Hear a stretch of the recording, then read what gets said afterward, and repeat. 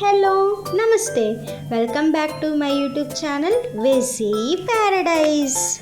I am Gajavalli Sai Sahithi. ఈరోజు నేను మీకు ఓవెన్ లేకుండా స్టవ్ మీద బ్రౌనీ అండ్ డోనట్ని ఎలా రీహీట్ చేసుకోవాలో చూపించబోతున్నాను. ఈ బ్రౌనీ అండ్ డోనట్స్ ఎక్కడి నుంచి వచ్చాయో మీరు నేను రీసెంట్గా అప్లోడ్ చేసిన వ్లాగ్ చూస్తే అర్థమవుతుంది. ఇంకా చూడకపోతే లింక్ డిస్క్రిప్షన్లో ఇస్తాను, వెళ్ళి చూసేయండి. ఫస్ట్ అయితే మనం బ్రౌనీని ఎలా హీట్ చేసుకోవాలో చూసేద్దాం రండి. స్టవ్ మీద ఏదైనా మందపాటి పాత్రను పెట్టుకొని అందులో ఉప్పు కానీ ఇసుక కానీ వేసుకొని సమానంగా స్ప్రెడ్ చేయండి. ఇక్కడ నేనైతే ప్రెషర్ కుక్కర్ యూజ్ చేస్తున్నాను అండ్ ఉప్పు యూజ్ చేస్తున్నాను.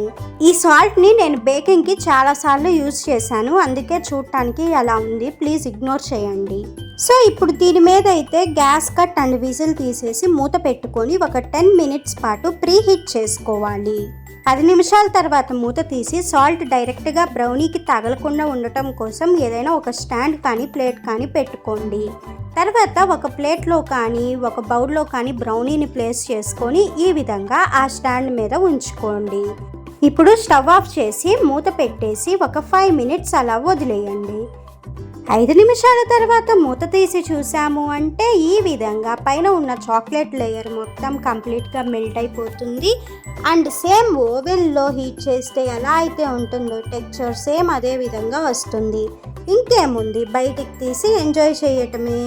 అదేంటి ప్రీ హీట్ చేసిన తర్వాత స్టవ్ ఆఫ్ చేస్తే ఎలా అని మీకు డౌట్ రావచ్చు. మనం అలాగా ఆన్లోనే ఉంచాము అంటే టెంపరేచర్ లెవెల్స్ పెరిగిపోయి బ్రౌనీ మాడిపోయే అవకాశం ఉంది.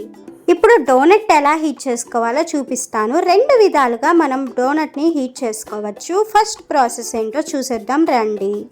ఫస్ట్ ఒక కడాయి తీసుకొని బాగా హీట్ అవ్వనివ్వాలి. తర్వాత ఇందులో 5 టేబుల్ స్పూన్ల పాలు యాడ్ చేసుకొని పాలని ఇలాగ మరగనివ్వటం స్టార్ట్ అవ్వనివ్వాలి. ఇప్పుడు దీనిపైన డోనట్ని ప్లేస్ చేసుకొని మూత పెట్టేసి పాలు మొత్తం అబ్జార్బ్ చేసుకునే వరకు వెయిట్ చేయాలి. లో ఫ్లేమ్ మీద ఒక 2 to 3 మినిట్స్లోనే పాలను మొత్తం అబ్జార్బ్ చేసుకుంటుంది. ఇన్ కేస్ ఆ టైంలోపు డోనట్ కనుక పాలని అబ్జార్బ్ చేసుకోకపోతే ఇంకొంచెం సేపు వెయిట్ చేయండి. ఇలా రెడీ అయిన డోనట్ని ఎంజాయ్ చేయటమే. ఇప్పుడు సెకండ్ ప్రాసెస్ చూసేద్దాం రండి. ఫస్ట్ ఒక గిన్నె కానీ కడాయి కానీ తీసుకొని కొంచెం వాటర్ని పోసుకొని బాగా మరగనివ్వాలి. ఇప్పుడు ఇందులో ఒక స్టాండ్ని ప్లేస్ చేసుకొని ప్లేట్లో కానీ బౌల్లో కానీ డోనట్ని ఉంచుకొని స్టాండ్ మీద ప్లేస్ చేసుకొని మూత పెట్టుకొని మీడియం ఫ్లేమ్ మీద 3 మినిట్స్ వదిలేయాలి. ఇంకేముంది, మూత తీసి చూసాము అంటే మనకి కావాల్సిన డోనట్ రెడీ అయిపోతుంది. ఇంకా మీదట మీకు ఓవెన్తో అవసరం లేకుండా బ్రౌనీస్ అండ్ డోనట్స్ని ఇలా స్టవ్ మీదే రీహీట్ చేసుకొని ఎంజాయ్ చేయొచ్చు. ఇలా రీహీట్ చేసుకొని తినటం అంత మంచిదైతే కాదు, కాకపోతే అప్పుడప్పుడు ఇలా రీహీట్ చేసుకోవాల్సిన అవసరం వస్తుంది కదా, అప్పుడు ఉపయోగపడుతుందని నేను మీకు చూపించాను. ఇంతకీ నేను చూపించిన రీహీటింగ్ టెక్నిక్స్ నచ్చాయా? అయితే ఖచ్చితంగా ట్రై చేసి చూడండి. Stay tuned for more interesting videos. Please do watch, like, share, comment and subscribe to my YouTube channel. Thank you for watching. Bye bye.